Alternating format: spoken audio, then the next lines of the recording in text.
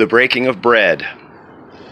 In Acts chapter 2, verse 42, there are four points. The apostles' teaching, the fellowship, the breaking of bread, and the prayers, plural. The word is plural. The breaking of bread.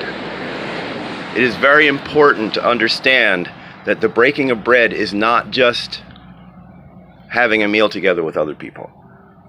The breaking of bread is a practice that was standing in place for hundreds and hundreds of years in the way of life. The breaking of bread is always preceded by the cleansing of the conscience and talking about the things that are on your heart that need to be resolved or taken care of. And people are appropriately and cheerfully warned, it's better to sit out. If you need to take care of something, do not try to go into the supernatural meal. This is the Holy of Holies. Don't come in if there's something, if you're tainted or if you've got a dispute between you and somebody else. And the elder, sometimes people will get too picky against themselves, and the elder can say, no, that thing you're concerned about should not have you standing out of the anointed moment, the Holy of Holies time. And if that isn't in place, if the Holy of Holies, the enjoying of the body and blood of Yeshua, which is restoring us to him, if that is not the central part, and if that is not the joy moment, if that is not that's not done in somber sadness, it's done in celebration and joy and amazement. It is the taste of the New Jerusalem, the food of heaven. If that's not in place, with the conscience cleansing time, with everybody together, men and women and children all together, if that's not in place, we don't have something to return to, and we do not have the maintenance of our purity and freshness that the Son of God designed for us. Yeshua, Messiah, the Son of God, taught all the things about the kingdom in his resurrection form across 40 days.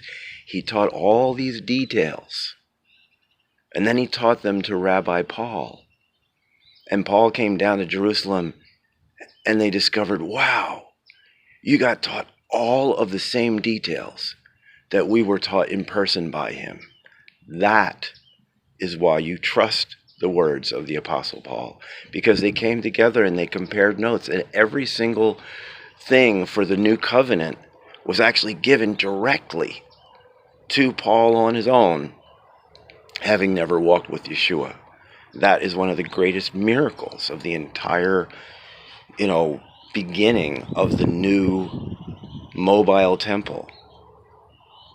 The Havurah, the church, the gathering of the peoples.